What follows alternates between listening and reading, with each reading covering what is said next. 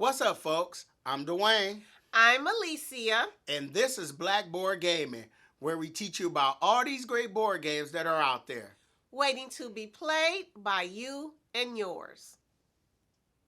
I'm a simple man, don't wanna complication.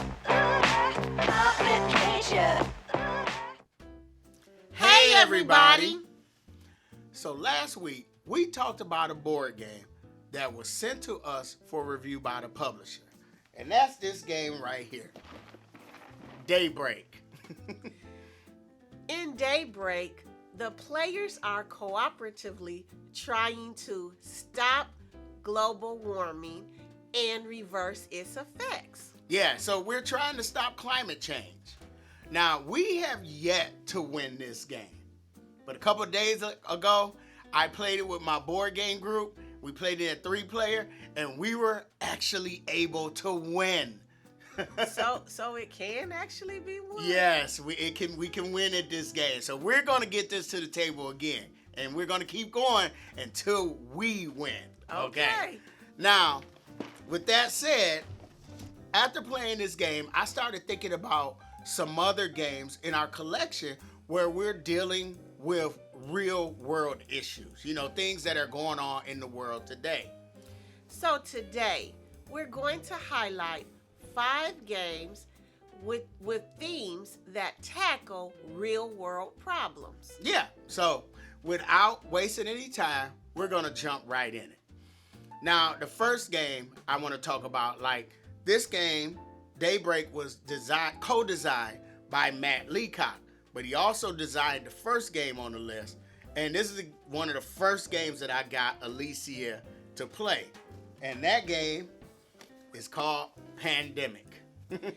Now, in Pandemic, the players are epidemiologists who are cooperative. Who? Experts in the spread of disease. Okay, you dumb it down for me, because that was a big word. Okay, but all right, keep going. I'm sorry, I interrupted. So, the players play disease-fighting scientists. Is that better? I'm okay with that. First responders. No. Okay, all right. Disease-fighting scientists. Okay. Who are trying to fight diseases that before they become worldwide problems and find cures for these diseases. And there are 4 of them that they're fighting simultaneously. Now remember, there's only one scientist. There's the dispatcher, and then there's so they're first responders. Okay. Okay. So I was right. Okay. Excuse me, But anyway, yes, Pandemic. This game came out in 2008. Now, and the theme of this game wasn't it really drew you into what you're trying to do in this game. But the theme of this game became all too real in 2020 with the coronavirus. And we're still dealing with that. We're still trying to fight the effects. We're trying to stop the spread, find a cure for it. So I think this game definitely fits into that category. Absolutely. Absolutely. Yeah, but it's a great family weight game that you can play. Like, if you ask people what in the board game community, what was one of the first games that you got into, you definitely would hear about this game. And honestly, I think that playing this game is a great way for families to have a good discussion about this topic. Yeah, I think so too. So that's Pandemic. That's the first one. Now, the next one is a game that we picked up at Gen Con 2022. Okay. And that is The Spill. All right. So, in The Spill, the players are cooperatively trying to minimize the negative impact of an oil spill and to save the marine life that is endangered by this oil spill. Yeah, in the middle of the board, there's this oil rig, this tower. And we are dropping dice. They're black dice, and that represents the oil, and it spreads out all over the board. So we're trying to stop the spread of the oil, but we're also trying to clean it up and make sure we get the marine animals, to safety before they get oil all over. And each player has a different area of expertise to address the problem. Yeah, so now this is a good family weight game also. It is. And you can have a discussion about this because it is a real and world we have topic. had some recent oil spills that have had long-term and devastating ecological and economic consequences. Yeah, so the spill definitely had to be on this list. Yes. Now, the next game is another cooperative game. Now, but this is a game I still have yet to play. I am definitely, when we win at Daybreak, I definitely want to play this game. Okay. And you played the prototype. Yes. Yeah, and that is Endangered. Now, to be honest, when I played the prototype, this was my very early into my foray into this new genre of board games. So I remember the theme, but I would really love to revisit this game now that I know a little bit more about how to play this new genre of board games. Okay. Now, this game, I went to Board Game Geek so I can tell you about it, because like I said, I haven't played it yet, but I definitely want to play it. This was gifted to us. And in this game, we are conservationists. Is that?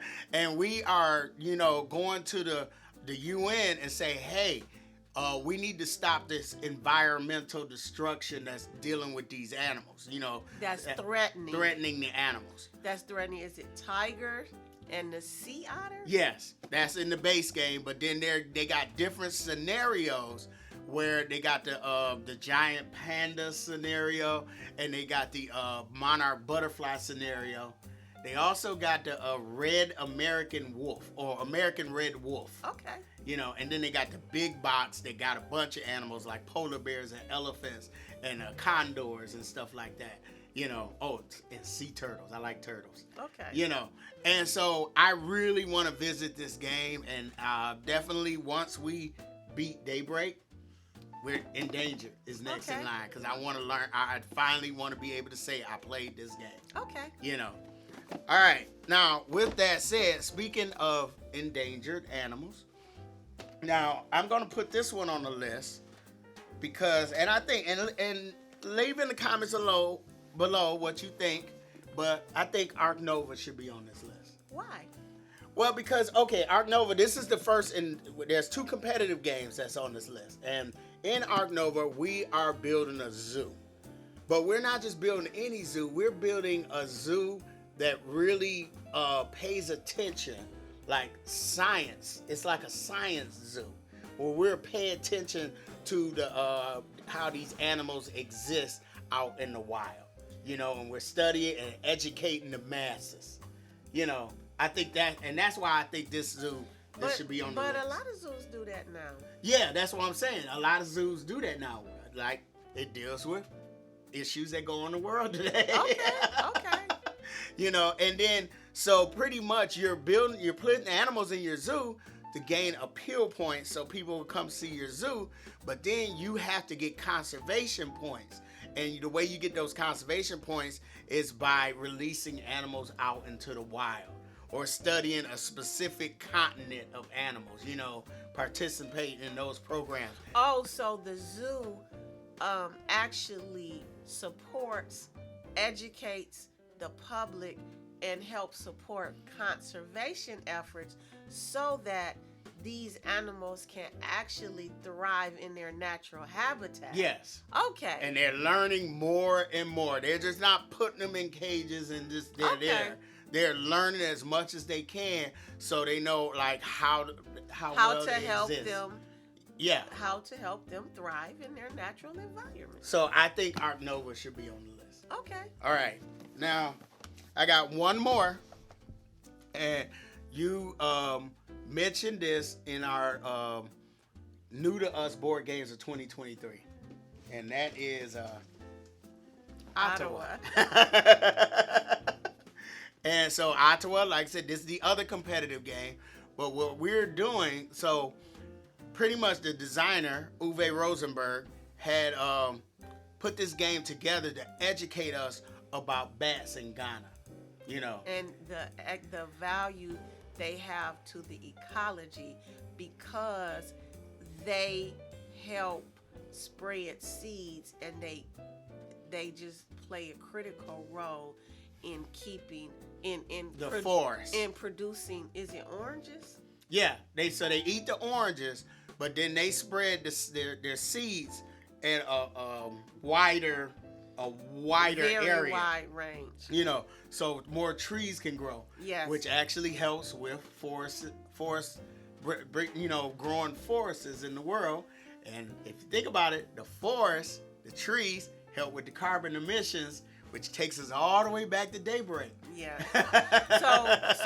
So forests help, trees help keep prevent soil erosion.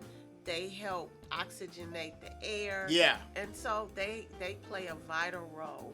Yeah, and in this game, you're teaching the families to not eat the bats, but to the bats can live in their huts and everything, but they're teaching them, like, do not eat the bats, because we need the bats to spread the forest. Yes. Yeah. I hope I said that right. But we talked about this game before, and this is a really, really cool game, and it has a book in there that gives you a whole literature on what this game is all about, and we really enjoyed this game. Yes. And that's 5 games, right? Yes.